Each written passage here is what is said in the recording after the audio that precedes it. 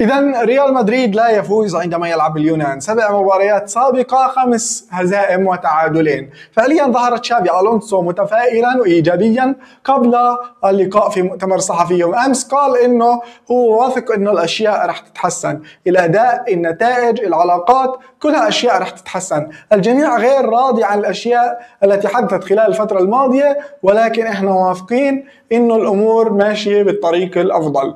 وعندما سئل عن علاقته بلاعبيه وسعيهم لإقالته من منصبه، قال إنه ما رح يعلق على الموضوع لأنه بيحترم لاعبينه، وإحنا ما إلنا علاقة في الضجيج اللي بيحدث برا، إحنا تركيزنا على عملنا، على نتائجنا، وعلى علاقتنا داخل غرفة الملابس اللي بنأمل إنه ينعكس هذا الشيء على أدائنا على أرضية الملعب. أما خوسيه مندليبار لما سألوه عن مبابي وطريقة إيقافه، قال هو أصلا واقف من 3 مباريات ما سجل أي هدف. طريقة إجابة فيها سخرية، ولكن خوسيه مندليبار لازم يأخذ عبرة من لقاء الكلاسيكو وكيف كان انتقام ريال مدريد من استفزازات لاعبين برشلونة، وتحديدا استفزاز لامين يامال. فعليا كمان صحافة مدريد، صحيفة صحيفة ماركا، أجمعت على إنه تشافي ألونسو هو قائد المشروع، وإنه فلورنتينو بيريز يثق فيه كقائد ولن يتخلى عنه ولا يفكر في إقالته خلال الفترة الحالية. لكن كل هاي الأجواء الإيجابية ما بين تصريحات تشافي ألونسو